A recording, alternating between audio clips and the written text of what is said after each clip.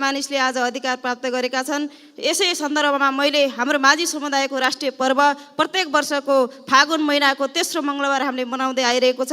आज यो सालको चाहिँ हाम्रो राष्ट्रिय पर्व भोलि चाहिँ 15 गते परेको छ। यस सन्दर्भमा सम्पूर्ण माझी समुदाय लगायत मान्य सदस्य श्री ऋषिकेश पोखरेल।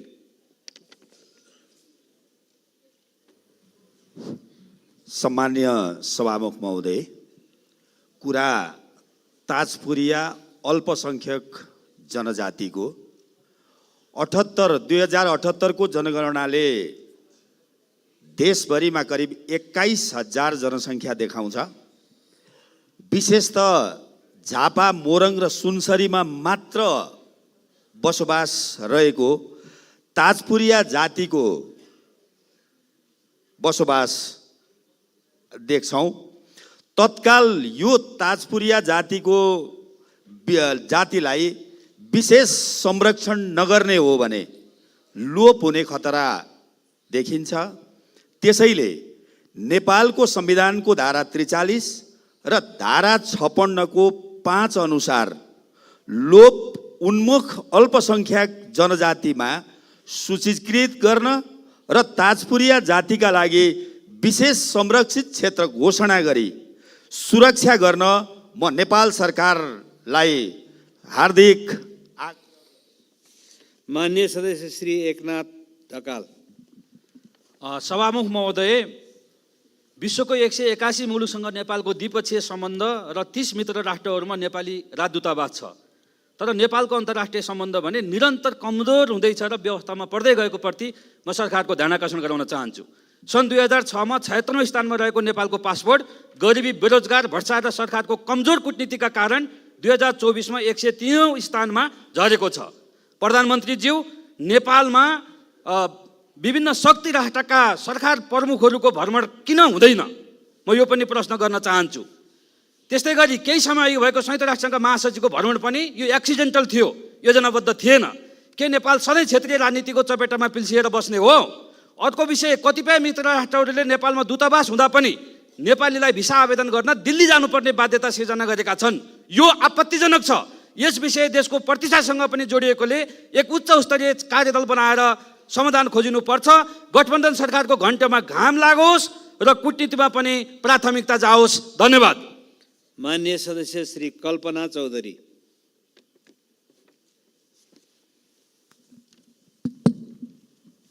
सम्माननीय सभामुख महोदय, सहकारी पीडित जनतालाई तत्काल राहत दिन सरकारले के गरिरहेको छ? कानुन पाटो त छँदैछ। दैनिक जीवनयापनमा जनताको समस्या सरकारको मूल चासो किन नभएको होला? त्यस्तै राष्ट्रिय गौरवको आयोजना कार्यान्वयनलाई किन प्राथमिकता नदिएको होला? यो दिन नसकेको हो। वैदेशिक रोजगारीमा गएर नेपालमा रेमिटेन्सको रुपैयाँ नेपाली नागरिकले पठाएको रकम उत्पादनशील क्षेत्रमा लगानी गर्न सरकारले नीति बनाउन पर्दैन र किन ढिलाइ गरिरहेको छ? जति सक्दो चाँडो नीति बनाइयोस्। त्यस्तै सभामुख महोदय, आफू हुँदा सबै ठिक सबै राम्रो, अर्को हुँदा सबै ठिक सबै नराम्रो भन्ने प्रवृत्तिलाई छाडौँ। आफ्नो बारीको कुहिएको सब्जी पनि असाध्यै हाइजेनिक, असाध्यै मिठो, असाध्यै राम्रो। अर्काको बारीको जति नै राम्रो भए पनि त्यो सडेको देख्ने यो प्रवृत्तिलाई हामीले त्यागौँ। सभामुख महोदय, यो जुन ईर्ष्यापट। मान्य सदस्य श्री कान्तिका सेजवाल।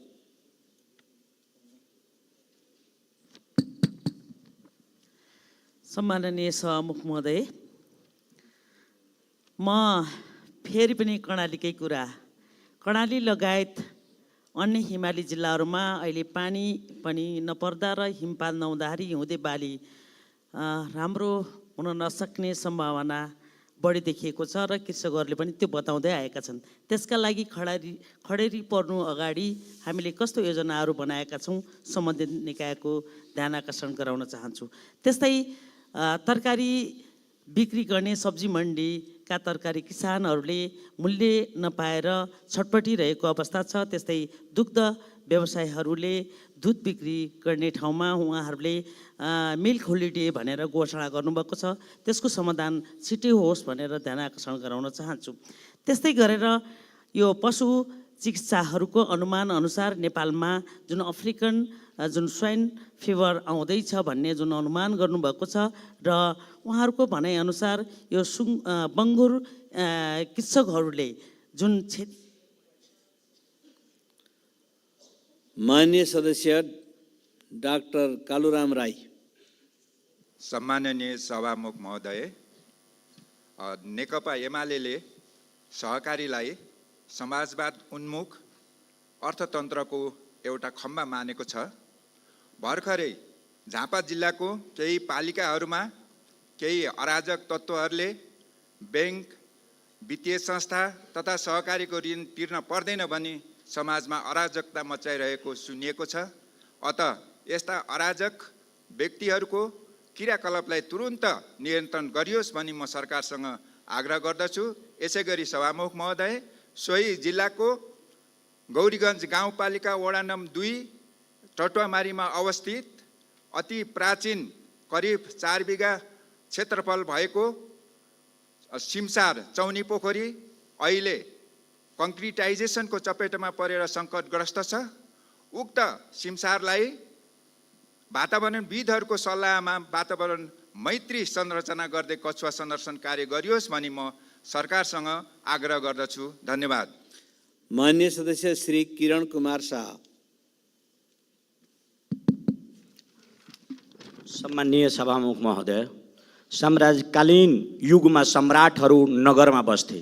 सबै सुविधा नगर केन्द्रित हुन्थ्यो। नगर बाहिरका गाउँहरू करको स्रोत मात्र हुन्थ्यो। सम्राटहरूले नगरबाट सेना पठाएर गाउँहरूबाट किसानहरूका उत्पादन दमाशाही ढङ्गले उठाएर आउँथे।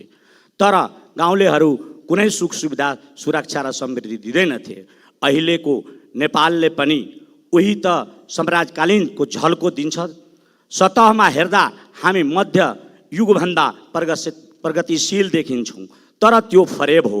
गाउँमा सबै संरचनाहरू फरेब हुन्।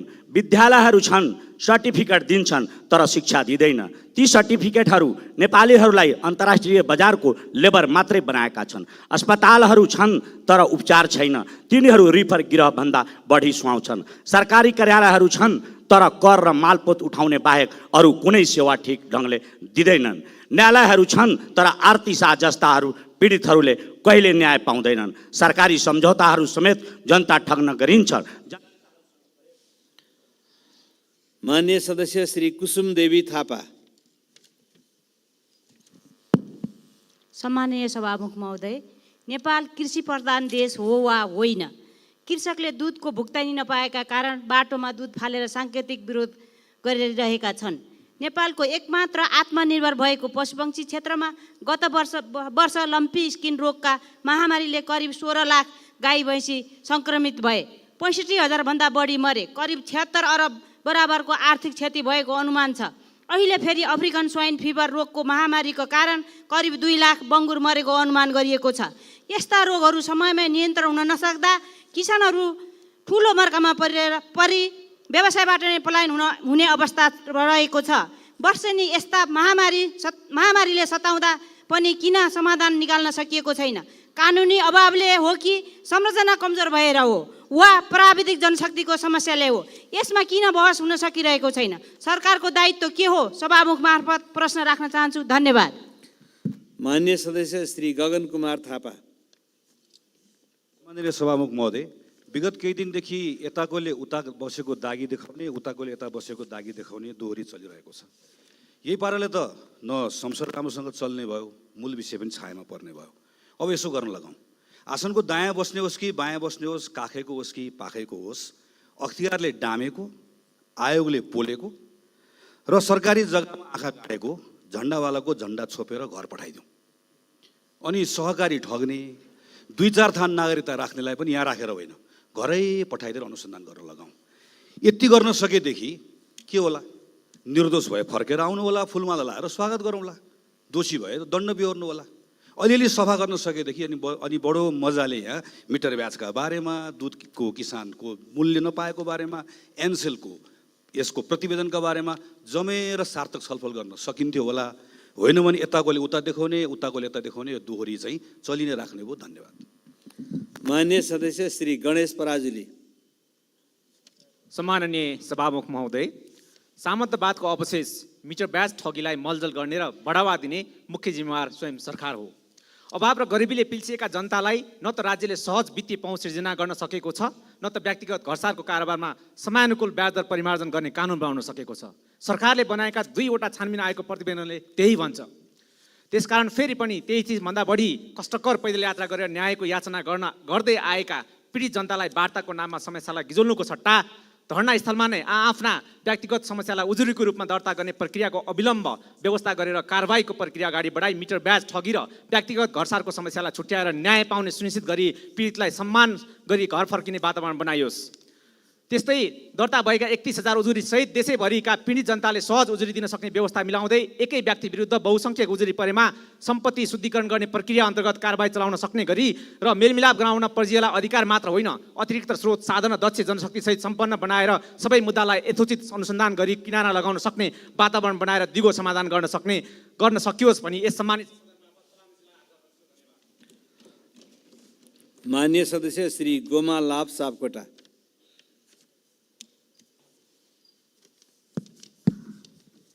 सम्मान्य सभामुख महोदय, अहिले देशभरिकै सरकारी वा गैर सरकारी कार्यालयमा जनताको काम गर्न बिना घुस कतै कुनै काम भइरहेको छैन। सभामुख महोदय, न्यायपालिका पुरै भागभण्डा भइसकेको अवस्थामा छ। देशको शिक्षा र स्वास्थ्य क्षेत्र भने धाराशायी भएको अवस्था छ।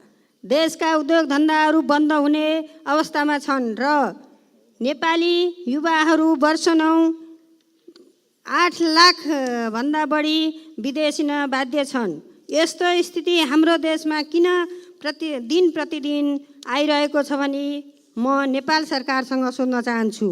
सभामुख महोदय, दाइजोको कारणले आरती शाहको हत्या गरेको आज 1 वर्ष पुग्न लागिसकेको छ। आरती शाहको परिवार 24 घण्टा लगातार धरनामा छन् र उनीहरूलाई कहिले सरकारले न्याय दिन्छ भनी म गृहमन्त्रीसँग सोध्न चाहन्छु। धन्यवाद। मान्य सदस्य श्री गंगा प्रसाद यादव। सम्माननीय सभामुख महोदय, जनसरकारको विषयमा सरकार उदासीन रहेको बखतमा जनसरोकारको कुराहरू उठाउनु पर्दा साह्रै दुःख लागेको छ।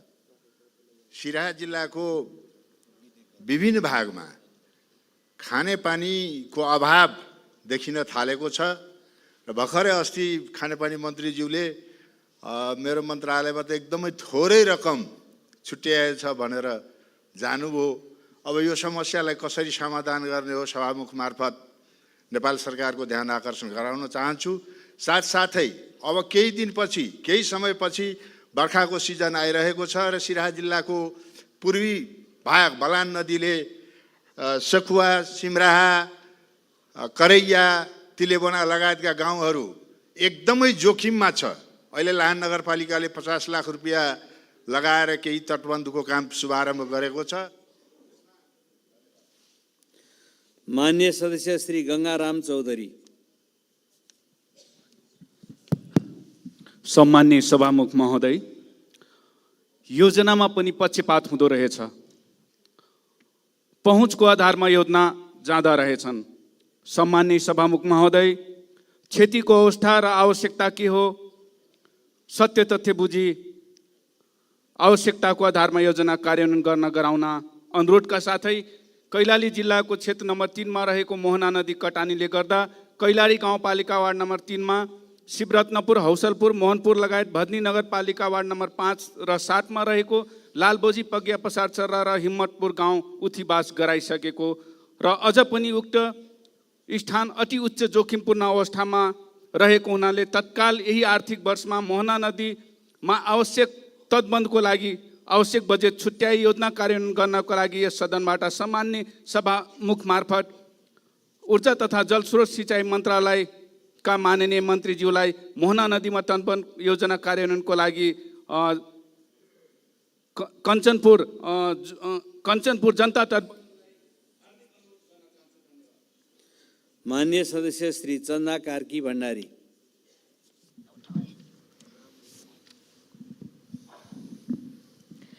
सम्मान्य सभामुखज्यू, भ्रष्टाचार र कुशासनले समाजमा भित्रभित्रै भेट्नै नसक्ने गरी जरा गाडेको छ र विषालु सर्प झैँ सरकारी कार्यालयका ढोकाहरूमा यो बेरिएर बसेको छ। फुकाउन जानेलाई नै त्यसले डसेर मार्ने अवस्था छ। गत अधिवेशनहरूमा वर्षैभरि हामीले भ्रष्टाचार, तस्करी, स्वास्थ्य, शिक्षा, रोजगारी, खस्कितो अर्थतन्त्र, युवा पिँढीको विदेश पलायन, कृषि जस्ता धेरै विषयमा सरकारलाई झकझकाउने प्रयत्न गऱ्यौँ, तर यी आवाजहरूले सरकारले सुनेन र बोलेन पनि। यसपालि त हियरिङ एडको र साइनरको व्यवस्था गर्नुपर्छ कि भन्ने पनि मनमा लागेको थियो, तर सोचेँ त्यो काम लाग्दैन, किनभने उहाँहरूको ध्यान कसरी कोसँग गठबन्धन गरेर सत्तामा पुग्न र सत्ता टिकाउन सकिन्छ भन्ने गणितीय दाउपेचमा मात्रै केन्द्रित छ। जनताको बारे सोच्ने फुर्सद भए हजारौँ नेपालीहरू महिनौँ पैदल यात्रा गरेर रुन काठमाडौँ आउनुपर्छ र तीन कलिला बालकहरूले राज्यमा गोली खाएर मर्नुपर्छ र राज्यको गोली खाएर एउटा नौजवान उद्यमीले जिउमा आगो सल्काएर मर्नुपर्छ र वर्षेनी 40औं हजार जनता सडक दुर्घटनामा मर्छन् र किसानले बाटोमा दुध र तरकारी फाल्नुपर्छ र हाम्रो सैकडौँ चिकित्सकहरूले विदेशले लिएको परीक्षामा उत्कृष्ट नतिजा ल्याए बापत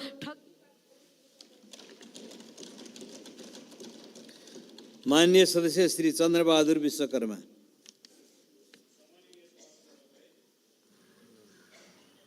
सम्माननीय सभामुख महोदय,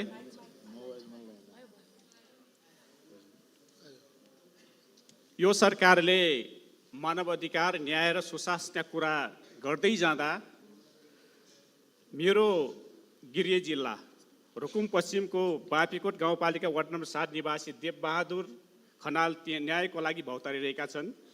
त्यति मात्रै होइन, न्याय नपाए सिंहदरबार अगाडि आत्मदाह गर्ने सङ्कल्प समेत गरेका छन्।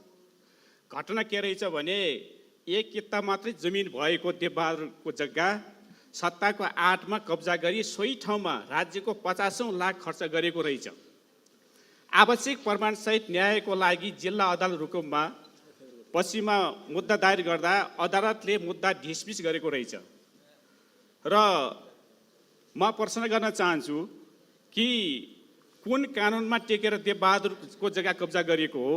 देवबहादुरको नाममा हकभग सुनिश्चित गर्न अदालतलाई के प्रमाण अपुग भयो?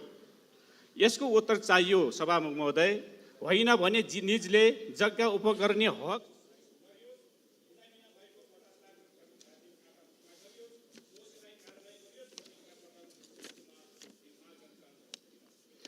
मान्य सदस्य श्री छिरिङ डमडुल लामा।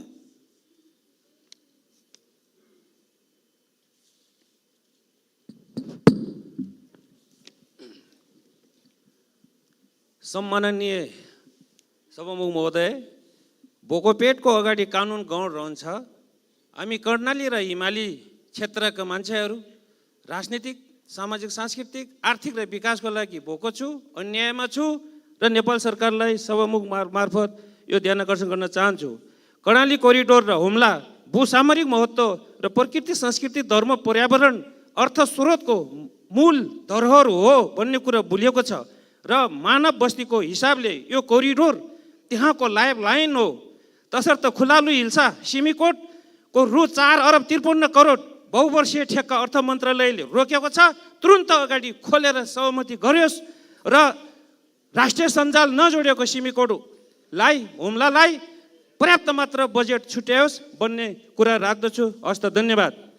मान्य सदस्य श्री छिरिङ लामु लामा। सम्माननीय सभामुख महोदय, हाम्रो देश कृषि प्रधान देश बन्छौँ, तर विडम्बना हाम्रो देशको जनशक्ति आफ्नो खेत बाँचो राखेर अन्य देशमा कृषि मजदुरको रूपमा जान्छन्। गएको 3 वर्षमा 187, 212, 284 अर्बको कृषिजन्य वस्तु आयात भएको रहेछ। यो दर बढ्दो क्रममा छ। सभामुख महोदय, बाढी अनुदानले प्रतिफल नदिने हो भने त्यसको के अर्थ? कृषिमा लगानीको नियमन गर्ने निकाय भएन भने लगानी बालुवामा पानी खनाए जस्तो मात्र हुन्छ। कृषकले फलाएको वस्तु खेतमै कुहिन्छ भने उपभोक्ताले अन्य देशबाट माग पूर्ति गर्छन्। जस्तै हिमाली क्षेत्रको स्याउ बोट र गोदाममै कुहिन्छ, तर हामी अन्य देशबाट आयात गर्छौँ। त्यसैले कृषक र उपभोक्ता बीचमा ठुलो दूरी खडा भएको छ। यो दूरी घटाउन सरकारले आगामी नीति तथा कार्यक्रम र बजेटमा कृषकका उत्पादनलाई तिनै तहका सरकारले जिम्मा लिने गरी बजारमा व्यवस्थापन गर्नुपर्छ। कृषि व्यवसाय मार्फत रोजगार सिर्जना गर्न र लगानीको नियमन गर्ने र निकाय परिचालन गर्न र मेरो लगानी कृषिमा मेरो उत्पादन सरकारको बजारमा बन्ने नीति ल्याउन जरुरी छ। सभामुख मार्फत म सरकारको गम्भीर ध्यान आकर्षण गराउन चाहन्छु। धन्यवाद। माननीय सदस्य श्री जीवन परियार। सम्माननीय सभामुख महोदय, सम्माननीय प्रधानमन्त्री पुष्पकमल दाहाल र पूर्व प्रधानमन्त्री डाक्टर बाबुराम भट्टराई 2063 साल अर्थात् 17 वर्ष पहिले कास्की जिल्ला क्षेत्र नम्बर 1 को सुन्दर पर्यटकीय गाउँ सिक्लेसबाट हेलिकप्टर चढी बालवाटार आउनुभएको थियो। प्रधानमन्त्रीज्यूलाई थाहा होस् कि आजसम्म पनि पोखराबाट सिक्लेस हुँदै बनाङ जोड्ने सडक अलपत्र छ। तसर्थ उक्त सडक राष्ट्रिय राजमार्गमा समावेश गरेर जोरदार माग गर्दछु। त्यस्तै कास्की क्षेत्र नम्बर 1 मा 7 तालको सहर भनेर चिनिने साबिक लेखनाथका 7 तालहरूको संरक्षण गर्ने योजना बनाइयोस्। बेगनास्थल हेर्न जाने पर्यटकका लागि पार्किङ असुविधा भयो भनेर स्थानीय होटल व्यवसायी दुर्गा प्रसाद अधिकारी हामी पर्यटन व्यवसाय भन्न समेत लज्जित छौँ भन्नुहुन्छ। उक्त स्थानको बीच भागमा रहेको सिँचाइ मन्त्रालयको कच्ची भवन तुरुन्त हटाई पार्किङ निर्माण गरियोस्। त्यसै गरी बेगनास्थलको रिङ रोड पिप्लेबाट बारे मन्दिर जाने झोलुङ्गे पुलका लागि थप बजेट व्यवस्था गरियोस्।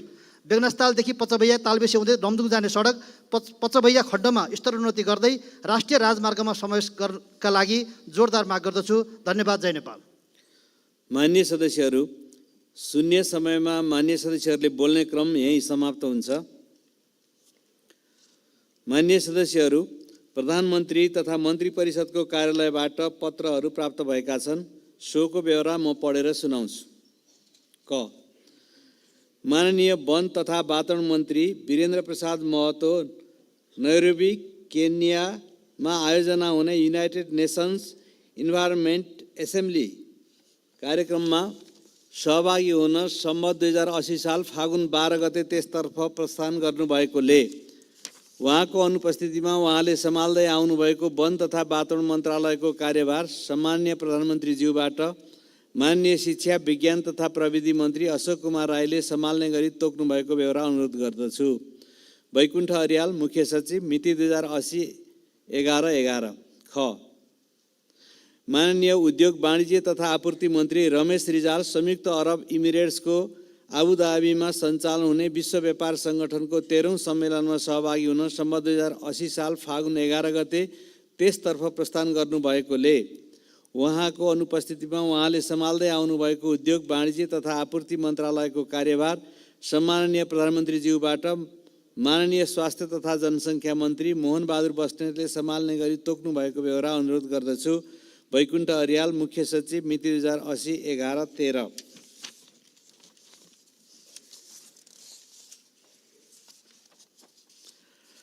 मान्य सदस्यहरू, अब मान्य अर्थमन्त्री डाक्टर प्रकाश शरण महतलाई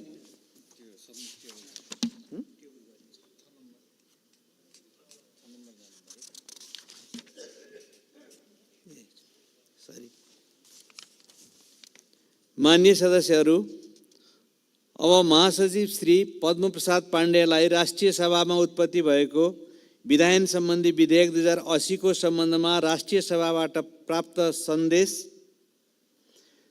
सहितको विधेयक टेबल गर्न अनुमति दिन्छु।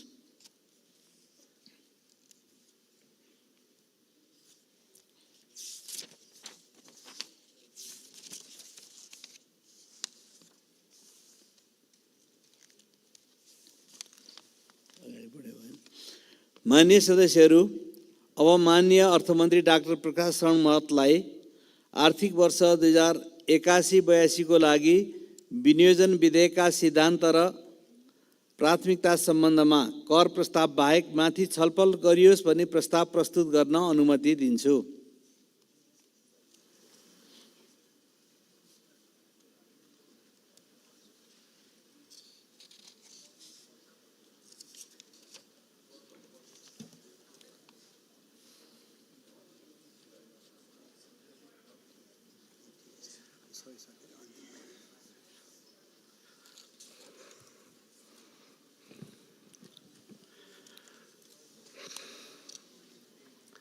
सम्मान्य सभामुख महोदय, नेपाल सरकारको चालु आर्थिक वर्षको नीति तथा कार्यक्रममा उठेका प्रश्नहरूको जवाफ दिने क्रममा सम्मान्य प्रधानमन्त्रीज्यूले आगामी वर्षदेखि विनियोजन विधेयकका सिद्धान्त र प्राथमिकता एवं बजेट तथा कार्यक्रमका बारेमा छलफल गर्न सम्मानित सदनलाई यथेष्ट समय उपलब्ध गराउने प्रतिबद्धता जनाउनु भएको थियो।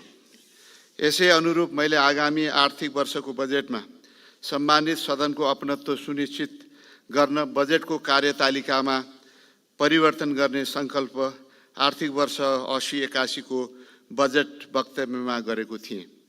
सोही अनुरूप विद्यमान कानुनमा संशोधन गरी आर्थिक वर्ष 81-82 को बजेट पेश गर्न 3 महिना पूर्व नै नेपाल सरकारको अर्थमन्त्रीको हैसियतले विनियोजन विधेयकका सिद्धान्त र प्राथमिकता प्रस्तुत गर्न यस सम्मानित सदनमा उपस्थित भएको छु।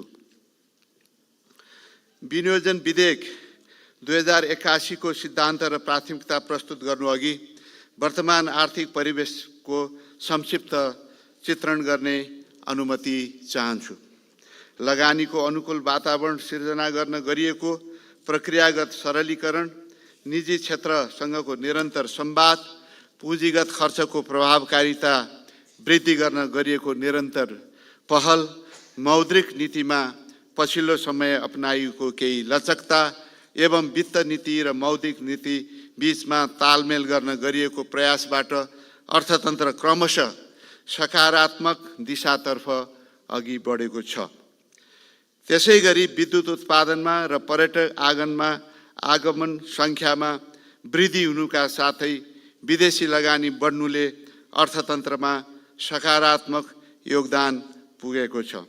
बैंकिङ क्षेत्रतर्फ पर्याप्त तरलता, ब्याज दर एकल बिन्दुतर्फ झर्ने क्रममा रहेको तथा निक्षेप र कर्जा प्रवाहमा क्रमशः वृद्धि भएको छ। घर जग्गा कारोबार र पुँजी बजार सुधार उन्मुख छ। बाह्य क्षेत्रतर्फ चालु खाता र शोधान्तर बचतको अवस्था र विदेशी विनिमयको पर्याप्त सञ्चितले आर्थिक क्रियाकलापका लागि अनुकूल वातावरण सिर्जना गरेको छ। राजस्व सङ्कलन लक्ष्य अनुरूप नभए पनि वृद्धि दर करिब 10% रहेको र आउने दिनमा थप वृद्धि हुने अनुमान रहेको छ। चालु आर्थिक वर्षको प्रथम त्रैमासिक अवधिमा अघिल्लो आर्थिक वर्षको तुलनामा आर्थिक वृद्धि दर बढ्ने अनुमान गरिएको छ। मुलुकको अर्थतन्त्र लयमा फर्किन थाले पनि बाह्य र आन्तरिक समस्याका कारण चुनौतीमुक्त भने भइसकेको छैन। औद्योगिक उत्पादन र वित्तीय क्षेत्र अन्तर्गत सहकारी तथा लघु वित्तीय संस्थामा समस्या देखिएका छन्। आर्थिक क्रियाकलापको संरचना र प्रविधिमा आएको परिवर्तनका कारण राजस्व सङ्कलनमा चुनौती थपिएको छ। सार्वजनिक खर्चलाई विवेकशील र मितव्ययी ढङ्गले राष्ट्रिय प्राथमिकताका क्षेत्रमा परिचालन गर्न थप सुधारको आवश्यकता छ। विगतमा लिएको सार्वजनिक ऋणको दायित्व भुक्तानी गर्न वर्षेनी ठुलो रकम छुट्याउनु पर्ने भएको छ। आगामी आर्थिक वर्ष थप 1 खर्ब रुपियाँभन्दा बढी रकम सार्वजनिक ऋणको भुक्तानीमा विनियोजन गर्नुपर्ने अवस्था छ। यस्तै सामाजिक सुरक्षा लगायतका क्षेत्रमा दायित्व क्रमशः बढ्दै गएको छ। रुकुम र जाजरकोटमा आएको भूकम्प पश्चात खास गरेर अस्थायी आवास तथा पुनर्निर्माणमा ठुलो स्रोतको आवश्यकता रहेको छ। स्रोत सहमति दिएका आयोजना तथा कार्यक्रमहरूमा देखिएको न्यून विनियोजनका कारण गत वर्षहरूमा ठेक्काबाट सिर्जित दायित्व भुक्तानी गर्नु चुनौतीपूर्ण रहेको छ। सरकारको खर्चतर्फ सिर्जित दायित्व भुक्तानी तथा स्रोत सुनिश्चित भएका आयोजनामा आवश्यक बजेट प्रस्ताव नगर्ने प्रवृत्ति, आयोजना तथा कार्यक्रममा देखिएको दोहोरोपन, निर्धारित समयमा आयोजना सम्पन्न नहुने अवस्था, आयोजना कार्यान्वयनमा देखिएका व्यवस्थापकीय कमजोरी र वैदेशिक सहायताका आयोजना व्यवस्थापनमा अपनत्वको कमी हुँदा कार्यान्वयन पक्ष अझै कमजोर देखिएको छ। सङ्कलित राजस्वले अनिवार्य दायित्व धान्न कठिन भइरहेको अवस्थामा थप आयोजना तथा कार्यक्रम संरचना एवं दरबन्दीका लागि बजेट मागले गर्दा खर्च व्यवस्थापन अझै चुनौतीपूर्ण रहेको छ। मुलुकले भोग्दै आएको न्यून उत्पादन र उत्पादकत्व, उच्च व्यापार घाटा, कमजोर निर्यात आर्थिक दृष्टिले सक्रिय उमेर समूहको जनशक्ति पलायन जस्ता समस्या समाधान गर्नु प्राथमिकताको विषय भएको छ।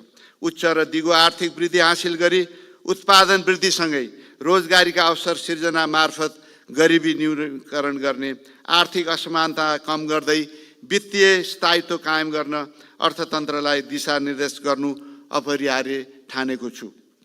यस सन्दर्भमा मुलुकको अर्थतन्त्रलाई विश्व अर्थतन्त्रको गतिसँगै अघि बढाउने र आधारभूत आवश्यकता पूरा गर्न कठिन अवस्थामा रहेका नेपाली नागरिकहरूको जीवन स्तरमा सुधारका मार्ग पहिल्याउने महत्त्वपूर्ण जिम्मेवारी निर्वाह गर्ने गरी आगामी वर्षको बजेट तर्जुमा गर्नुपर्ने आवश्यकता महसुस गरेको छु। सम्माननीय सभामुख महोदय, अब म विनियोजन विधेयक 2081 का सिद्धान्त प्रस्तुत गर्ने अनुमति चाहन्छु। आगामी आर्थिक वर्षको विनियोजन विधेयकका सिद्धान्त र प्राथमिकता तय गर्दा नेपालको संविधानले प्रत्याभूत गरेको मौलिक हक, संविधानमा निर्दिष्ट राज्यका निर्देशक सिद्धान्त, नीति तथा दायित्वलाई प्रमुख मार्गदर्शनको रूपमा लिएको छु। साथै 16औं योजनामा प्रस्ताव गरिएका नीति 2026 मा विकासशील राष्ट्रमा स्तर उन्नतिका लागि लिनुपर्ने रणनीति, सन् 2030 सम्म हासिल गर्नुपर्ने दिगो विकास लक्ष्य तथा दिगो र फराकिलो आर्थिक वृद्धिका आधार तयार गर्नुपर्ने विषयलाई महत्त्वपूर्ण सन्दर्भको रूपमा लिएको छु। दिगो एवं समावेशी आर्थिक वृद्धि। दिगो एवं समावेश आर्थिक वृद्धिका लागि ऊर्जा, कृषि, पर्यटन तथा सूचना प्रविधि लगायतका आर्थिक वृद्धिमा उच्च योगदान दिन सक्ने क्षेत्रका लागि आवश्यक सार्वजनिक पूर्वाधार निर्माण गर्ने गरी सरकारी स्रोतको परिचालन गरिनेछ। देशभित्रै उत्पादन र रोजगारीका अवसर बढाउन निजी क्षेत्रको लगानीलाई सहज वातावरण बनाउने तथा सार्वजनिक खर्चको प्रभावकारिता वृद्धि गर्नेतर्फ बजेट उन्मुख हुनेछ। आन्तरिक मागमा वृद्धि गर्ने गरी सार्वजनिक खर्च परिचालन गरिनेछ। सीमाङ्ककृत वर्ग र पछाडि परेका क्षेत्रका लागि लक्षित कार्यक्रम सञ्चालन गरी उत्पादन र रोजगारीमा पहुँच पुर्याइनेछ। अर्थतन्त्रका बाह्य र आन्तरिक सूचाङ्कहरूलाई प्रभावित पार्ने वित्त र मौद्रिक नीतिहरूलाई एकै लयमा सबल र सुदृढ बनाई समष्टिगत आर्थिक स्थायित्व कायम गरिनेछ। सरकारको आम्दानी र खर्च बीच सन्तुलन कायम गरी सार्वजनिक वित्तलाई सुदृढ र दबावमुक्त बनाउनेतर्फ बजेट उन्मुख हुनेछ। आयात प्रतिस्थापन र निर्यात प्रवर्तन गरी व्यापार घाटा क्रमशः घटाउँदै लगिनेछ। सार्वजनिक वित्त सन्तुलन र विनियोजन कुशलता अभिवृद्धि। सार्वजनिक खर्चको विनियोजनमा कुशलता वृद्धि गरिनेछ। सार्वजनिक खर्चलाई औचित्यपूर्ण बनाउने गरी थप प्राथमिकीकरण गर्ने, पूर्व तयारी भएका आयोजनाको मात्र निर्माण कार्य अघि बढाउने र प्राथमिकता प्राप्त आयोजनामा स्रोतको अभाव हुन नदिने व्यवस्था गरिनेछ। सार्वजनिक खर्चलाई गुणात्मक रूपमा बढाउँदै निजी लगानी उत्प्रेरित हुने गरी परिचालन गरिनेछ। सार्वजनिक स्रोतलाई सेवा प्रवाह, आर्थिक सामाजिक पूर्वाधार विकास र मानव पुँजी निर्माणमा लगानी गरिनेछ।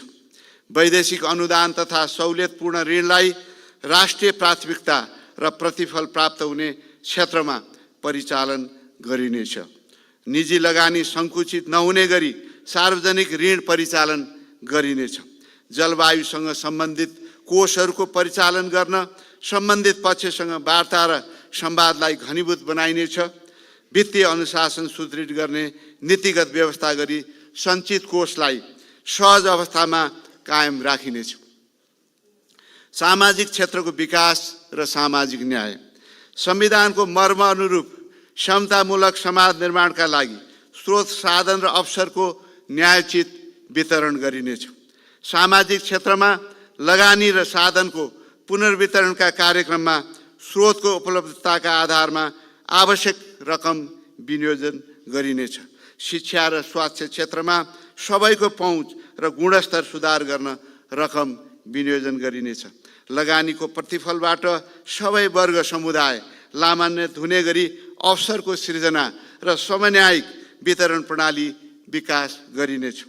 राज्यबाट प्रदान गरिने सबै प्रकारका अनुदान र सुविधाहरूमा दोहोरोपन हटाई क्रमशः लक्षित वर्ग केन्द्रित हुने व्यवस्था मिलाइनेछ। निजी क्षेत्र र लगानी प्रवर्धन, उत्पादकत्व र आर्थिक वृद्धिमा निजी क्षेत्रको नेतृत्वदायी भूमिका स्थापित गरिनेछ। सम्बत 2081 वैशाखमा हुने लगानी सम्मेलन मार्फत स्वदेशी तथा विदेशी लगानीकर्ताहरूलाई लगानी बढाउन अनुकूल वातावरण सिर्जना गर्न आवश्यक नीतिगत, कानुनी तथा संस्थागत सुधार गरिनेछ। संघीयता र सुशासन प्रवर्धन, संविधान बमोजिम प्रदेश तथा स्थानीय तहमा जिम्मेवारीहरू हस्तान्तरण गर्न आवश्यक कानुन तर्जुमाका साथै संस्थागत व्यवस्था गरिनेछ। दक्ष, पारदर्शी एवं उत्तरदायी वित्तीय प्रणाली सम्वर्धन गर्दै वित्तीय संहितालाई थप प्रभावकारी बनाइनेछ। समावेशी र सन्तुलित आर्थिक विकासका लागि आवश्यक नीतिहरू निर्माण गर्न प्रदेश र स्थानीय तहसँग थप समन्वय र सहकार्य गरिनेछ। सङ्घ, प्रदेश र स्थानीय तहको खर्च संरचनामा मितव्ययिता, सुशासन र पारदर्शिताको माध्यमबाट खर्चको प्रभावकारिता सुनिश्चित गरिनेछ। सरकारले प्रदान गर्ने सबै प्रकारका अनुदान, आयोजना तथा कार्यक्रममा हुने दोहोरोपना हटाउन प्रदेश र स्थानीय तहसँग आवश्यक समन्वय गरिनेछ। सार्वजनिक सेवा प्रवाहलाई सङ्घीय शासन प्रणालीका मूल्य र मान्यता अनुरूप थप नागरिक मैत्री र सरल बनाइनेछ। सार्वजनिक सेवामा सूचना प्रविधिको अधिकतम उपयोग गरिनेछ।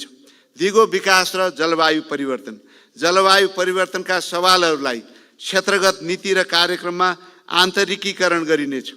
दिगो विकास लक्ष्य हासिल गर्न बजेट केन्द्रित गरिनेछ। दिगो विकास हासिल गर्न बजेट केन्द्रित गरिनेछ। आर्थिक सामाजिक विकास लागि दिगो बनाउन विकास प्रक्रियाका हरेक चरणमा दिगो विकासको अवधारणालाई आन्तरिकीकरण गर्दै लगिनेछ। हरित अर्थतन्त्रको विकास र प्रवर्धनका लागि नीतिगत, कानुनी र संस्थागत प्रबन्ध गरिनेछ। जलवायु परिवर्तनबाट नेपालमाथि परेको प्रतिकूल प्रभाव न्यूनीकरण गर्न क्षतिपूर्ति दिने विषयलाई अधिकारको रूपमा स्थापित गर्न अन्तर्राष्ट्रिय मञ्चमा प्रभावकारी ढङ्गले प्रस्तुत गरिनेछ। जलवायु परिवर्तनबाट नेपाललाई परेको प्रभावलाई मध्यनजर राखी अनुकूलन र न्यूनीकरणका कार्यक्रममा अन्तर्राष्ट्रिय विकास सहायता परिचालन गर्न पहल गरिनेछ। सम्माननीय सभामुख महोदय, अब म विनियोजन विधेयक 2081 का प्राथमिकता प्रस्तुत गर्ने अनुमति चाहन्छु। जलविद्युत विकास, जलविद्युतमा आन्तरिक र बाह्य लगानी प्रवर्धन गरी उत्पादन वृद्धि गरिनेछ। जलविद्युतको आन्तरिक खपतमा वृद्धि गरी मुलुकमा हरित अर्थतन्त्रको विकास गर्न जोड दिइनेछ। जलविद्युतलाई अर्थतन्त्रको महत्त्वपूर्ण मेरुदण्डको रूपमा विकास गरी आन्तरिक आवश्यकता पूर्तिका साथै निर्यातमा जोड दिइनेछ। निर्माणाधीन विद्युत आयोजनाहरू र प्रसारण लाइनको लागत मूल्य बढ्न नदिन निर्धारित समयमा सम्पन्न गर्न जोड दिइनेछ। हिउँद याममा हुने ऊर्जा आपूर्तिको कमी पुरा गर्न ठुला तथा जलाशयुक्त आयोजनाहरूको निर्माण प्रारम्भ गरिनेछ। विद्युत सेवाको पहुँच नपुगेको क्षेत्रमा विद्युत सेवा उपलब्ध गराउन सौर्य ऊर्जा र अन्य नवीकरणीय ऊर्जाको विकासमा जोड दिइनेछ। अन्तर्देशीय विद्युत प्रसारण लाइनको निर्माण गरी विद्युत निर्यातको लागि आवश्यक पूर्वाधार तयार गरिनेछ। ग्रिन हाइड्रोजनको विकास र लगानीको सम्भाव्यता अध्ययन अगाडि बढाइनेछ। कृषिको आधुनिकीकरण तथा व्यावसायिकरण, कृषि उपजमा आत्मनिर्भरता हासिल गर्न अन्न, फलफुल, तरकारी, दूध, अन्डा र मासुको उत्पादन, भण्डारण, प्रशोधन एवं वितरण प्रणालीमा सुधार गर्दै व्यावसायिकरणमा जोड दिइनेछ। कृषिमा रहेको उच्च उत्पादन लागत कम गर्न व्यावसायिकरण र आधुनिक प्रविधिमा जोड दिइनेछ। आन्तरिक उत्पादनलाई प्रतिस्पर्धी बनाउन संरक्षण र उत्पादनमा आधारित अनुदान दिने नीतिलाई कार्यान्वयन गरिनेछ। रासायनिक मलको दिगो आपूर्ति व्यवस्था मिलाइनेछ। मुलुकमा नै रासायनिक मल कारखाना खोज्ने प्रक्रियालाई अगाडि बढाइनेछ। प्राकृतिक र प्राङ्गारिक मलमा आधारित खेतीलाई प्रोत्साहन गरिनेछ। पहाडका टार र तराई मधेसका थप क्षेत्रमा सिँचाइ सुविधा विस्तार गर्न जोड दिइनेछ। सहुलियतपूर्ण कर्जा, उन्नत प्रविधि तथा तालिम, सिँचाइ सुविधा, मल बिउको उपलब्धता सुनिश्चित गरी कृषि उपजको उत्पादकत्व अभिवृद्धि गरिनेछ। सङ्घ, प्रदेश र स्थानीय तहको समन्वयमा कृषि उत्पादन, बजारीकरण र वितरण व्यवस्था ल्याइनेछ। जमिनको चक्लाबन्दी तथा बाँझो जमिनको उपयोग गरी व्यावसायिक खेतीलाई प्रोत्साहन गरिनेछ। कृषि क्षेत्रमा सिपयुक्त जनशक्ति र कृषि उद्यमीलाई गुरु किसानको रूपमा विकास गरी उद्यमी बन्न चाहने युवालाई प्रोत्साहन गरिनेछ। कृषि बजार प्रबन्धनमा जोड दिनेछ। उच्च मूल्ययुक्त गैर काष्ठजन्य उत्पादनमा लगानी अभिवृद्धि गरिनेछ। पर्यटन विकास, गुणस्तरीय पर्यटन पूर्वाधार विकास गरी नेपाललाई आकर्षक पर्यटक गन्तव्यको रूपमा विकास गरिनेछ। थप धार्मिक, सांस्कृतिक एवं मनोरम प्राकृतिक तथा पर्यटकीय गन्तव्यको पहिचान गरी पूर्वाधार विकास गरिनेछ।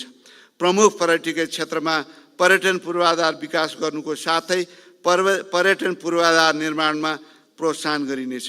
पोखरा र भैरवा विमानस्थललाई पूर्ण क्षमतामा सञ्चालनमा ल्याउन देखिएका अडचनहरूलाई हटाइनेछ। निजगढ विमानस्थलको लगानी ढाँचा टुङ्गो लगाई निर्माण प्रक्रियालाई अगाडि बढाइनेछ। निजी क्षेत्रसँगको सहकार्यमा पर्यटन क्षेत्रका लागि आवश्यक जनशक्ति विकास तथा मौलिक कला, संस्कृति, सम्पदा र रैथाने उत्पादनलाई पर्यटनसँग आबद्ध गरिनेछ। सूचना प्रविधिको विकास, प्रचुर सम्भावना बोकेको सूचना प्रविधि क्षेत्रमा पूर्वाधार विकास, सहुलियत र प्रोत्साहन दिने नीतिलाई निरन्तरता दिइनेछ। डिजिटल नेपाल फ्रेमवर्कलाई कार्यान्वयन गर्दै सूचना प्रविधि उद्योगलाई सफ्टवेयर र सेवा निर्वाह तथा रोजगारीको आधारको रूपमा विकास गरिनेछ। सूचना प्रविधिको उपयोगको माध्यमबाट सेवा प्रवाहलाई सरलीकरण गरिनेछ। इनोभेसन सेन्टर र स्टार्टअपको प्रवर्धन र विकासमा जोड दिइनेछ। डिजिटल भुक्तानी लगायतका सेवा विस्तार गर्न सार्वजनिक डिजिटल पूर्वाधार निर्माण तथा विस्तार गरिनेछ। औद्योगिक विकास र निजी क्षेत्र प्रवर्धन, निजी क्षेत्रलाई आर्थिक विकासको इन्जिनको रूपमा विकास गर्न आवश्यक नीतिगत प्रबन्ध गरी अनुकूल वातावरण बनाइनेछ। उद्योग स्थापना र सञ्चालनमा वित्तीय पहुँच सहज बनाइनेछ। औद्योगिक विकासमा वैदेशिक लगानी प्रवर्धन गरिनेछ। औद्योगिक क्षेत्रहरू पूर्ण क्षमतामा सञ्चालन गर्न आवश्यक सहयोग, समन्वय र सहजीकरण गरिनेछ। उद्योग सञ्चालनका लागि आवश्यक जग्गा प्राप्ति प्रक्रियालाई सरलीकरण गरिनेछ। बन्द भएका सार्वजनिक संस्थानलाई निजी क्षेत्रको सहभागितामा सञ्चालन गर्न पहल गरिनेछ। निजी क्षेत्र प्रतिस्पर्धा भएका क्षेत्रमा रहेका सार्वजनिक संस्थानको सेयर बिक्री वा व्यवस्थापन करारको माध्यमबाट सार्वजनिक संस्थानको विनिवेश गरिनेछ। वैदेशिक रोजगारीलाई सुरक्षित, मर्यादित र व्यवस्थित बनाउँदै विप्रेषणको औपचारिक आप्रवाह बढाउन थप सरलीकृत गरिनेछ। पूर्वाधार विकास, राष्ट्रिय गौरवका र रणनीतिक महत्त्वका आयोजनाहरूमा देखिएका समस्यालाई समाधान गरिनेछ। काठमाडौँ तराई मधेस द्रुत मार्ग, पूर्व पश्चिम जोड्ने लोकमार्गहरू, उत्तर दक्षिणी करिडोर समयमा नै निर्माण सम्पन्न गर्न जोड दिइनेछ। भौतिक पूर्वाधारका आयोजनाहरूलाई पर्यटन केन्द्रसँग जोड्ने, अधिक जनसङ्ख्यालाई लाभ पुग्ने, नयाँ सहर र उत्पादन केन्द्रलाई जोड्ने र टेवा पुग्ने गरी अघि बढाइनेछ। निर्माणाधीन अवस्थामा रहेका आयोजनाको सङ्ख्या नै अधिक रहेकोले यस्ता अधुरा आयोजनाको निर्माणमा स्रोत सुनिश्चित गरेर मात्र नयाँ आयोजनाहरू सुरु गरिनेछ। प्रमुख राजमार्गहरूको विस्तार, स्तरोन्नति तथा नियमित मर्मत सम्भार कार्यलाई गुणस्तरीय र समयबद्ध रूपमा सम्पन्न गरिनेछ। सडक यातायातलाई थप सुरक्षित र भरपर्दो बनाइनेछ। प्रमुख राजमार्गहरूमा नयाँ सहर स्थापना गर्ने गरी सहरी पूर्वाधार विकास गरिनेछ। अव्यवस्थित सहरलाई व्यवस्थित गर्ने र नयाँ ठाउँमा सम्भाव्य बस्तीलाई व्यवस्थित सहरको रूपमा विकास गरिनेछ। रणनीतिक महत्त्वका पूर्वाधारहरू सार्वजनिक निजी साझेदारीमा निर्माण गर्न आवश्यक कानुनी तथा संस्थागत व्यवस्था गरिनेछ। सामाजिक क्षेत्रको विकास। आम नागरिकलाई सरल र सहज रूपमा आधारभूत स्वास्थ्य सेवा उपलब्ध गराइनेछ। विशिष्टीकृत स्वास्थ्य सेवा प्रदान गर्न लगानी अभिवृद्धि गरिनेछ। बिमा सिद्धान्तको अवधारणा अनुरूप स्वास्थ्य बिमा कार्यक्रम अघि बढाइनेछ। गुणात्मक स्वास्थ्य सेवा मार्फत बढीभन्दा बढी जनसङ्ख्यालाई स्वास्थ्य सेवा पुर्याइनेछ।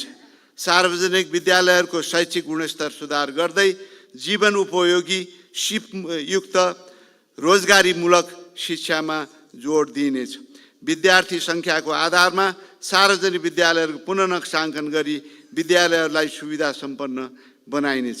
प्राविधिक र व्यावसायिक धारमा गुणस्तरीय उच्च शिक्षा प्रदान गर्न जोड दिइनेछ।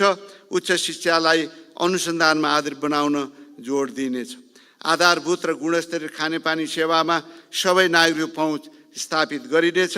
नेपाली युवाको क्रिकेट लगायतका खेलमा देखिएको बढ्दो अभिरुचिलाई मध्यनजर राखी प्रतिस्पर्धात्मक क्षमता अभिवृद्धि गर्न सरकारले थप लगानी गर्नेछ। खेलकुद पूर्वाधार विकासमा जोड दिनेछ। सामाजिक न्याय। सामाजिक सुरक्षा र संरक्षण कार्यक्रममा रहेको दोहोरोपना हटाउँदै सामाजिक सुरक्षा र संरक्षणका कार्यक्रम दिगो र लक्षित वर्गमा केन्द्रित गरिनेछ। स्रोत र साधन एवं अवसरमा सीमाङ्ककृत समुदाय र समूहको पहुँच अभिवृद्धि गरिनेछ। लैङ्गिक विभेद र महिला हिंसा न्यूनीकरणका कार्यक्रमलाई थप प्रभावकारी बनाइनेछ। अपाङ्गता, वर्गीय, जातीय, क्षेत्रीय, भाषिक र लैङ्गिक आधारमा हुने विभेद र सबै प्रकारका छुवाछुत र कुरीतिको अन्त्य गर्न जोड दिनेछ। उत्पादन र वितरणको उचित संयोजन गरी आय असमानता कम गर्ने र गरिबी निवारण गर्ने कार्यक्रमलाई प्राथमिकता दिइनेछ। भूमिको एकीकृत र डिजिटल अभिलेखको आधारमा सेवालाई सहज र सरल बनाइनेछ। हरित तथा उत्थानशील विकास र विपद व्यवस्थापन। जलवायु परिवर्तनबाट सिर्जना हुने विपद न्यूनीकरण गरिनेछ। जलवायु परिवर्तन अनुकूलनका कार्यक्रमहरू सञ्चालन गरिनेछ। क्षेत्रगत नीति तथा कार्यक्रममा जलवायु परिवर्तनको विषयलाई आन्तरिकीकरण गरिनेछ। मानवजन्य र प्राकृतिक विपदबाट हुने क्षति र जोखिम न्यून गर्न पूर्व तयारीमा विशेष जोड दिइनेछ। जलवायु परिवर्तनको प्रभावले सिर्जना हुने आकस्मिक दायित्व व्यवस्थापनका लागि नवीनतम वैकल्पिक वित्तीय उपकरणहरूको विकास गरिनेछ। वन जङ्गलको संरक्षण र व्यावसायिक उपयोगलाई प्रवर्धन गरिनेछ। मानव तथा वन्य जन्तु मैत्री भौतिक पूर्वाधार विकास गरिनेछ। जनसाङ्ख्यिक लाभको उपयोग र युवा शक्तिको परिचालन। युवा लक्षित उद्यमशीलता विकास र आन्तरिक रोजगारी सिर्जना गर्दै युवाहरू कामका लागि विदेश जानुपर्ने परिस्थितिलाई कम गर्दै लगिनेछ। युवाहरूलाई व्यावसायिक सिप एवं प्राविधिक शिक्षा प्रदान गरी सिपयुक्त बनाइनेछ। खेलकुद प्रतियोगिता सञ्चालन र खेलाडीको क्षमता विकासमा जोड दिनेछ। सार्वजनिक र निजी क्षेत्रमा युवा शक्तिको क्षमता उपयोग गर्न इन्टर्नसिप कार्यक्रम सञ्चालन गरिनेछ। वित्तीय क्षेत्र सुदृढीकरण। वित्तीय क्षेत्रको नियमन र सुपरिवेक्षण थप प्रभावकारी बनाई स्वस्थ, प्रतिस्पर्धी र भरपर्दो वित्तीय क्षेत्र विकास गरिनेछ।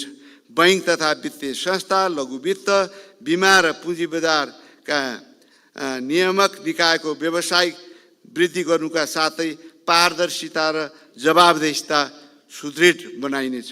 सहकारी क्षेत्रको नियमनका लागि आवश्यक कानुन र संस्थागत व्यवस्था मिलाइनेछ।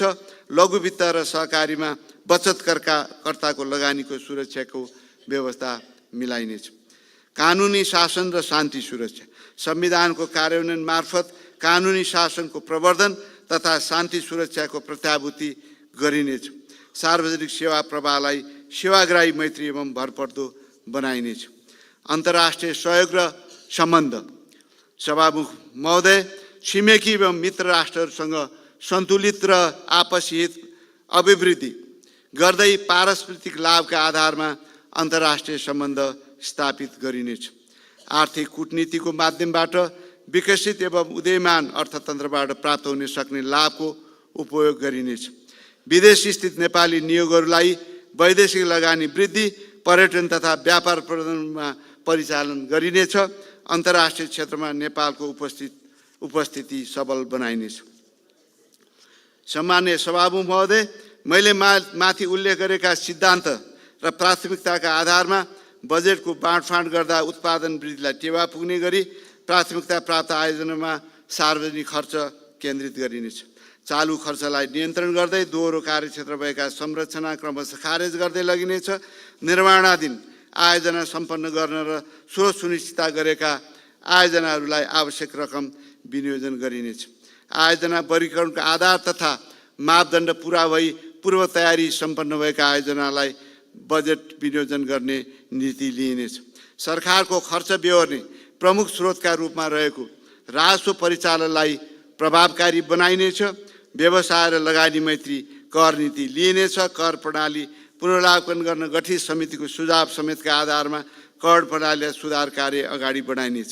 राजस्व प्रशासनमा आधुनिक प्रविधिको अधिकतम उपयोग गरी राजस्व प्रशासन व्यावसायिकता अभिवृद्धि, करदाताको व्यवसायी लागत घटाउने गरी कर प्रणाली सुधारका कार्य अगाडि बढाइनेछ। करको दायरामा नआएका नयाँ व्यावसायिक क्षेत्र लक्षित गरी बजार अनुगमन र कर परीक्षण प्रभावकारी बनाइनेछ। कर चुहाट नियन्त्रणमा संस्थागत समन्वय सुदृढ बनाइनेछ।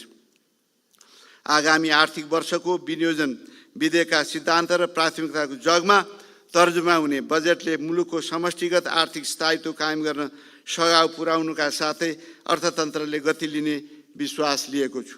सङ्घीय प्रणालीले सिर्जना गरेको सम्भावनाको उपयोग गरी तीव्र आर्थिक वृद्धि तथा सन्तुलित र समावेशी आर्थिक विकासको माध्यमबाट आम नागरिकमा आर्थिक सामाजिक लाभको समतामूलक वितरण गर्न मार्ग प्रशस्त हुनेछ। प्रस्तुत सिद्धान्त तथा प्राथमिकता उप मान्य सदस्यज्यूहरूबाट सचेतनात्मक सल्लाह, सुझाव र सहयोग प्राप्त हुने अपेक्षा गरेको छु। मान्यज्यूहरू सल्लाह, सुझाव र सहयोग आगामी आर्थिक वर्षको बजेट तर्जुमाका लागि महत्त्वपूर्ण मार्गदर्शनको रूपमा रहने विश्वास दिलाउन चाहन्छु। धन्यवाद। जय नेपाल। अन्तमा सम्माननीय सभामुख महोदय, सभामुख महोदयको अनुमतिले आर्थिक वर्ष 2081-82 को लागि विनियोजन विधेयकका सिद्धान्त र प्राथमिकतामा कर प्रस्ताव बाहेक माथि छलफल प्रारम्भ गरियोस् भनी प्रस्ताव पेश गर्दछु। धन्यवाद।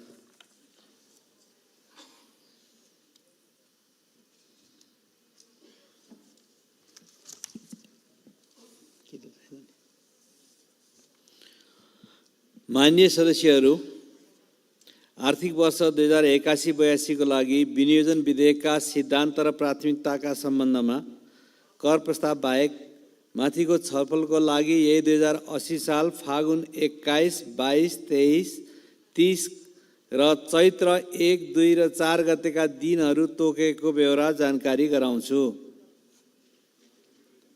साथै उक्त छलफलमा दलीय प्रतिनिधित्वको आधारमा भाग लिन सम्बन्धित संसदीय दलका पदाधिकारीहरूले आफ्ना दलका वक्ता मान्य सदस्यहरूको नाम बैठक बस्नुभन्दा 1 घण्टा अगावै कार्यव्यवस्था शाखा, प्रतिनिधि सभा, सङ्घीय संसद सचिवालय नयाँ बानेश्वरमा उपलब्ध गराइदिनु हुन अनुरोध छ।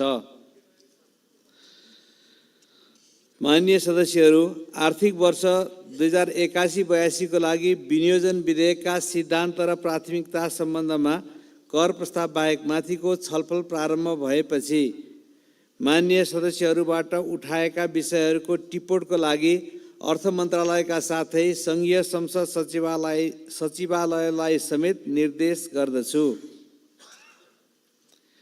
माननीय सदस्यहरू, अब अर्को बैठक 2080 साल फागुन 18 गते शुक्रबार बिहान 11 बजे बस्ने गरी यो बैठक स्थगित हुन्छ।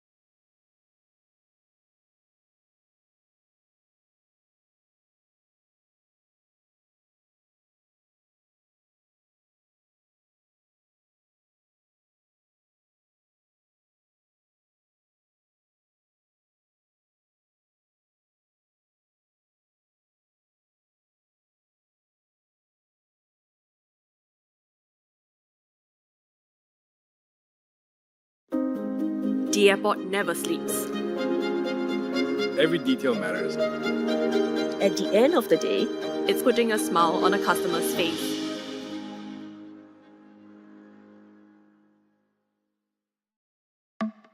Norway, the land of the midnight sun, is filled with mountains, glaciers, fjords, and electric vehicles. A lot of them.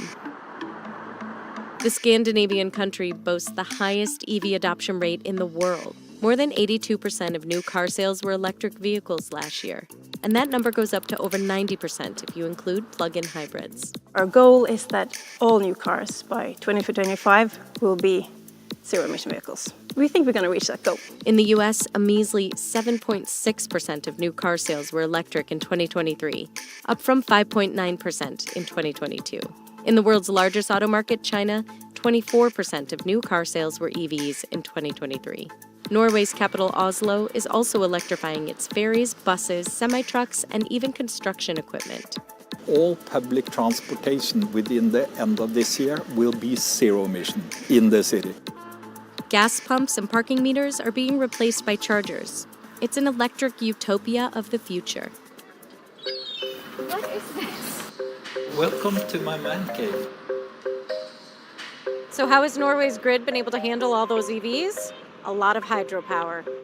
Electric cars is maybe a third of the price of gasoline because we have close to 100% hydropower. It's cheap, it's available and renewable, so that's a big advantage. The rapid expansion certainly hasn't been perfect. There are some side effects that we have started to observe. We are pushing cars basically on the public, so there's been an increase in the total amount of cars bought. We want the change, but maybe not at this pace of this volume. So how did Norway pull off such a high EV adoption rate? And what can the US learn from the country? We flew across the globe to meet with experts, government officials, and locals to find out.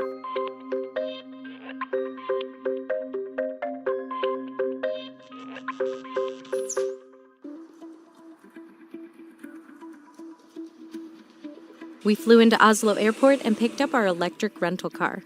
I'm here picking up my rental car, and I've never seen so many electric cars in a rental hub before. iX3, my first time driving an EV. Let's see how this goes. The first thing that was noticeable as we were driving was the lack of tailpipes on the cars on the road. Tesla is the most popular brand on the roads in Norway, with a 20% market share in 2023. We saw them everywhere. The Tesla Model Y was the most sold car in the country last year, followed by the Volkswagen ID4 and the Skoda Enyaq. All zero-emission electric cars, they have license plates that starts with E, so it's always easy to spot them. California has the highest EV adoption rate in the US. 21.5% of new car sales were electric in 2023, a figure that has doubled in the past 2 years. But Norway made California look like it was in the dark ages. There are chargers everywhere. The streets are quiet in Oslo. The air is pleasantly free of fumes. There's been a noticeable improvement to the air quality in the city? Yeah, the past 2 it years. is. But Norway made around 20% reduction of local pollution. It was actually noticeable when a gas-powered car sputtered by. We did find a few people who still drove gas-powered cars. Some couldn't afford to buy a new car, and others still couldn't get past range anxiety for long trips, despite the abundance of chargers. I need to have a Land Rover because I'm going to the mountain. That's a little bit too long for the electric car because I also have electric car for use in city, but not for mountain. But most people we spoke with were on their second or even third EV already.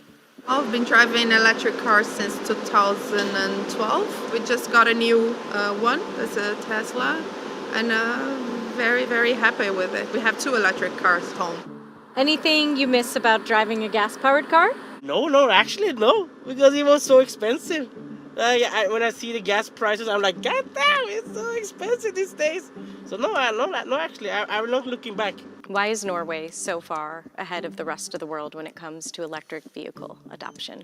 There's a combination of a lot of different policy measures that has taken place over the last 20 years. We started off actually in 1990, first measure. We had the Olympic Games in Norway in 1994. So some of the producers wanted to introduce electric vehicle cars by then. There was this car called Think, which was really, really small, and it was made basically a joke back in the day because no one really wanted it. Think never actually took off, and the company was eventually sold to Ford. The whole parliament agreed on that there is some kind of public responsibility to push forward the green mobility. And we set a goal for 2025 that all new passenger cars should be zero emission. And when you have set a goal like that, you have to put some incentives to make it work. We started off by having a zero registration tax. And then the biggest measure that we introduced was a zero value-added tax. So in Norway, there's a 25% value-added tax for every item you purchase. But reducing that to zero for the EVs had a massive impact. But despite of all these measures, nothing really happened. Nothing happened because EVs were not readily available then. But it all started to change when Tesla and others started selling EVs in the country. So we've seen a vast increase in the last 10 years. So now 8 out of 10 new cars are zero-emission vehicles. So the remaining 20% is plug-in hybrid and some few petrol cars as well. So if you want to buy a new car in Norway, there's very high taxes on polluting cars. But for zero-emission cars, they are exempt. So that made EVs cheaper or the same price as a similar petrol or diesel car. And we also have discount if you drive through the toll roads with an EV. Free parking in some cities and also driving in the bus lanes is also a very popular incentive for EVs. Peter Hogneland is the Assistant Secretary General of the Norwegian EV Association, which launched back in 1995 to support consumers in the transition. We have over 50 employees now, have a call center for EV owners, especially the new ones. They need help how to do this. How do the subsidies work? When you go to purchase a car, is there a lot of paperwork, or is it just a cheaper price when you purchase a car? You don't have to do anything. You just pay the price, so it's really easy. The electrical car will be cheaper to purchase. It's cheaper to use. So the electrical bill is smaller than the bill for diesel and petrol. So this has to be the main goal, to make it easy to choose and cheaper to choose. Have there been any negative consequences to this plan so far? Maybe something unexpected that has come up? I think this is a great success. We have changed the preferences for the public and for the user and also from the market. So I've been asked this question before, but I can't think of anything. But Skjerstad did mention that on top of more cars being on the road than ever before, another consequence has been more people are now choosing to drive their EVs instead of taking public transportation. People rather choose to go by car into the city than by bus. So there's been some local adjustments when it comes to the price of traveling by public transport, making it cheaper so it can compete with the zero-emission vehicles. Where's the money coming from? This is public spending, so it's both from the state budget. What's the annual expense for the government for these incentives? It's less and less, but I think it's about 40 billion NOK yearly. So far, they spent about $20 billion, and we're still spending about $4 billion a year. So that's $1,000 per inhabitant or $800 per inhabitant in terms of subsidizing electric car purchases, which is quite a lot. You get an S-Class for the same price as you get a medium-sized sort of economy car that runs with an internal combustion engine. Norway is a wealthy country, and much of that wealth has come from its robust oil and gas industry. Norway is Western Europe's largest oil and gas exporter, and the industry is expected to make up 24% of the nation's GDP in 2024. The gas export has increased over the last years due to the war in Ukraine, and it's very important for Norway to be a stable energy partner with our neighboring countries in Europe that suddenly experience a drop in the supply from Russia. But Norway also, we have our goal, 55% reduction of emissions in 2030 compared to 1990. That's the same goal as total in the European Union. Well, that's something the oil industry also knows, so they are planning on what next, what's the new type of energy they will produce. So we have now a massive plan for wind production on the Norwegian continental shelf. So we're all working with this transition year by year with the same goal in 2030. We have a lot of discussion about the oil industry in Norway. The Norwegian government has said that we would go for electric cars anyway. The discussions are decoupled, and we see now with almost a quarter of all cars in Norway are fully electric now. Also the demand for petrol and diesel is going down. That might be also a wake-up call for the global oil industry that maybe the future is not bright for them. The airport never sleeps. Every detail matters. At the end of the day, it's putting a smile on a customer's face.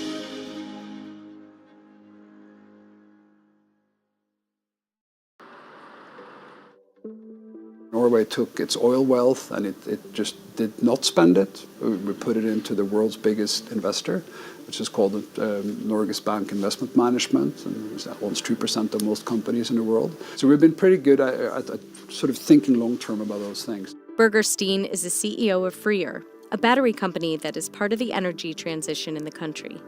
Freer is building a Giga Arctic factory in the northern part of Norway, as well as a battery factory outside of Atlanta, Georgia. The first application of our batteries will be in the power grid. There's the solar power plants as well as wind power plants. Our hope in the battery industry is that when it comes to the IRA, with the Inflation Reduction Act, it's actually the US that's leading the way in thinking long term and what it takes to sort of stimulate the market to function better. And so we hope that both the European governments and Norwegian governments are going to do that as well as the Americans have. Would you say that the environment is a very important piece to why people are buying electric vehicles here, or is it the price of the cars? I don't think Norwegians are more environmentally concerned than other people, so it's the economic that is the most important. Climate emissions is, of course, a nice bonus and also important for a small group of people. What would you say the next couple years will look like as far as getting to the final stretch of meeting the 100% goal? The remaining parts is the plug-in hybrids. The Parliament has asked for removing all the benefits for those, so it will be treated as a normal petrol car in the tax system. So Norway made EVs quite a bit cheaper than gas cars. But what about charging? It subsidized that at first as well. In the early days, it was heavily subsidized. Not so much nowadays. There are some rural areas where you might be able to get some subsidies from the government. That's been very helpful to get the charging infrastructure up and going. Bernt Otto Fjellsted is a project manager at Mer Norway, one of the largest fast charging companies in the country. It has installed more than 35,000 fast chargers throughout Europe. Tesla is another one of the largest charging companies in the country. It launched Europe's first supercharger network in Norway over a decade ago. Did Tesla build out the supercharging network before the other companies? They have been really helping growing the market shares for EVs in Norway as well. We had Elon Musk visiting a couple of times in Norway, but of course it was just recently that they opened up their network for other cars. So now it has been really also beneficial for non-Tesla owners to use superchargers. We went on a charging safari while we were in Norway and saw firsthand what these partnerships look like. We met with Stian Mathisen from Recharge as well, one of the largest charging companies in Norway with more than 2,600 charge points in the country. Why do you think McDonald's agrees to have charging on site? Well, it's kind of interesting because all of a sudden they are competing with what used to be called gas stations, but now we call them energy stations in Norway, and they're in a whole new market. They can sell energy to cars, as well as energy for people and food. Retailers are also involved, hoping that folks make some purchases while their car is charging. We saw a massive charging station at an IKEA in Oslo. How much did this station cost to build? This one in particular is it's so big, so it's easier to sort of talk about the smaller locations. But a smaller site will maybe cost somewhere around the equivalent of $200,000. But it depends a lot on how many charge points you're going to put up, and especially how much power you're going to need from the grid, because that's kind of a big X factor. The grid install can be very costly. Is Recharge a profitable company? We have investors that put a lot of money into our company, and investing in infrastructure is very capital intensive. So we have been building a lot over a course of more than 10 years. But our owners believe that we are going to be a profitable company. That's why they invest in us. What would you say came first in Norway? All the chargers or all the electric vehicles? Yeah, chicken or egg. It's the cars that came first in Norway. We didn't have any support for charging almost. Of course, the first movers, they charge at home. So that's also, of course, the most common way to fill up your electric car, to charge at home. I only charge maybe twice a month or something on fast chargers.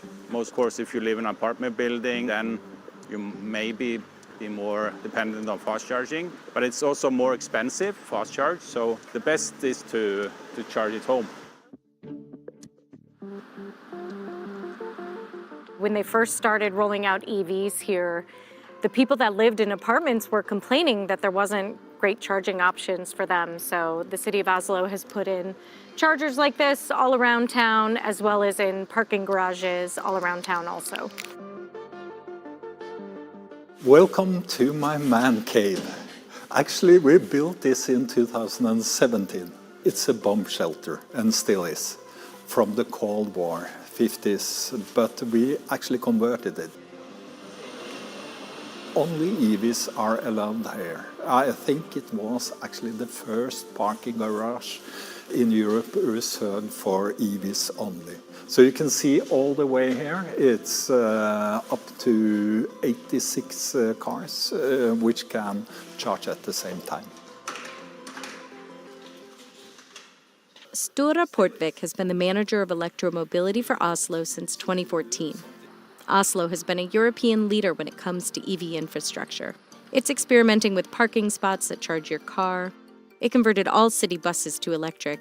It's working on electrifying construction machinery and semi-trucks, and it also has installed more than 2,000 public chargers in the city. Who has paid for all this? The city acted as a first mover. So we had to step out and put up chargers. At that time, charging was for free. So of course, the city paid a little bit, but we see now that now you have to pay a small user fee, and that means that it's not actually the taxpayer. It's paid by user payments, but a little over time. Oslo also electrified its fleet of ferries. It's the first city in Europe where all public transportation is zero emission. So I love these ships that are used by millions of passengers every year. It's charging as we speak, and it takes around 5 minutes because it's charging on 3.5 megawatt, and that is pretty fast, million watt. I'm curious, was it a challenge to install these large chargers on the docks? Definitely. The building behind us is actually converted a fisherman's office. We stripped out everything, and it's actually now working as a big net station to be able to provide that amount of capacity that is needed. It's a lot of batteries and a lot of electronics, and yes, they are expensive, but the fuel itself is based on hydropower, 100% renewable and zero emission, and far cheaper than diesel. So in the long run, this is also a good business case for the public transportation company.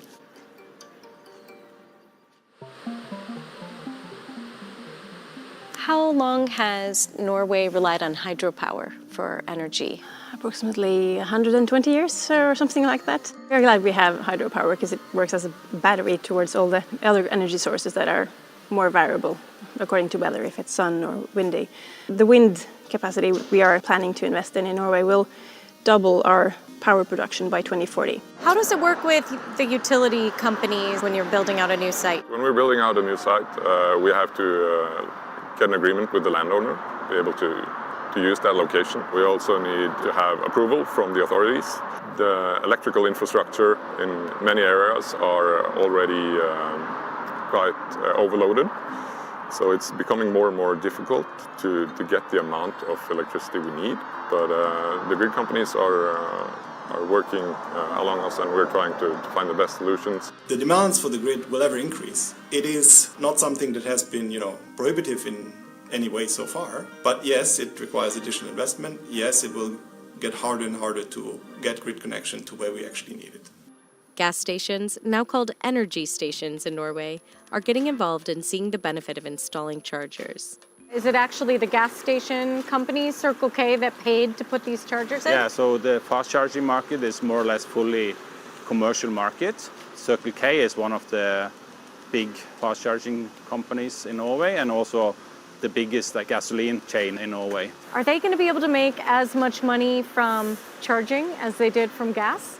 Well, they don't have a big profit on gas either. Mostly it's also the convenience store where they sell food and coffee and drinks. That's also, of course, more relevant for EV owners because when they charge, it takes more time than filling up a tank of gas. So maybe they stay here for 20, 30 minutes. They can make money there as well.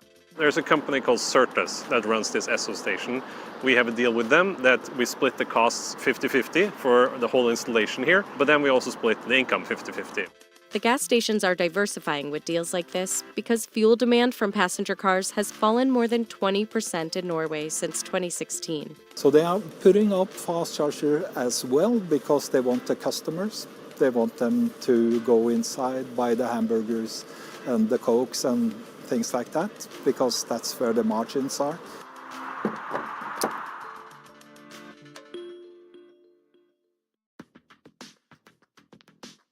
But reliability of chargers has been an issue.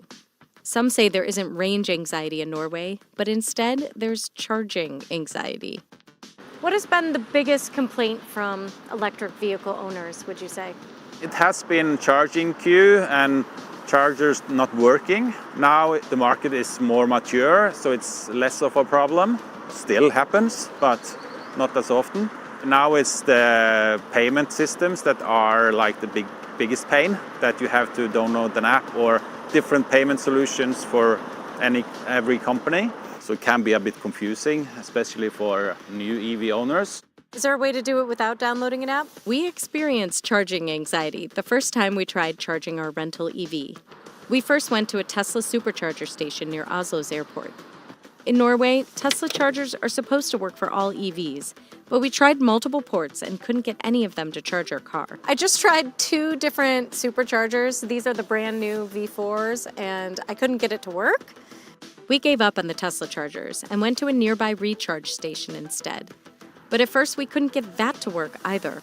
I think I'll probably have to get off the phone to download the app. Luckily, the customer service agent spoke English, and we had to download a new app in order to get the charger to work. The US is making the same mistake with chargers. Each charging company has their own apps, their own payment methods. But it needs to be as easy as pumping gas in order to achieve mass adoption. Norway is working on improving this with regulations. Now the big problem is to get access to charging because you can't pay with a credit card here. You need to download an app for every company. And now, finally, we're also starting to install regular card payment terminals, like credit card or payment card terminals. We know a lot of people have been waiting for those. There's regulation both at the EU level, which means that all the countries in the EU need to have card payment terminals on their chargers going forward. And also Norway has put in place its own regulation, which is even stricter when it comes to deadlines for when this needs to happen. Once we did get it to work, I was pleasantly surprised how quickly the DC fast charger filled up the car. Just finished charging. We charged the car to about 70%. It only took 15 minutes or so. It went really fast. So that was pretty impressive. Once we actually got the charging to work, it worked really well and went really fast. It's very simple. In Norway, it's so practical. You can charge anywhere. So we have a charger in our house. My husband can charge in his work. I can charge it there too. Tesla launched its new fast V4 superchargers in Norway before the US. We visited one that had just opened. What do you think of these new V4 chargers? Yeah, that's amazing. Like that's incredible. It goes so fast. You're staying for 10 minutes, and suddenly you have the possibility to drive for 2 hours. That's phenomenal. It's faster than getting fuel on your car. So I know I'm really happy with the Tesla. I save a lot of time using Tesla because before Tesla, the other car I was driving, I used it to charge 3-4 times per day. But now, sometimes I use to charge one time with just 30 minutes of my time. So I save a lot of time with Tesla. Anything you miss about driving a gas-powered car? No. You see, nowadays it's very cheap electricity. And it's the network for charging is very, very good. Often in the summer I go in North Sweden and north of Norway. My family is there. And it's very good. We spent a week in Norway, and there were a few moments where we felt range anxiety. We drove out to the countryside and didn't spot any chargers along the way. Hopefully our battery lasts us. Because it feels a little sparse out here. The other time we felt range anxiety was on the way back to the airport at the end of our trip. Note to rental car companies, it should not be a requirement to return a car fully charged. This is not convenient for travelers that can't charge at home. Do you ever have range anxiety? Not anymore. I used to, because I was one of the first that bought a Nissan Leaf, the first generation. And I loved that car, but of course the range was an issue, especially in the winter time. I used it to the cabin, and one time I had to topple the battery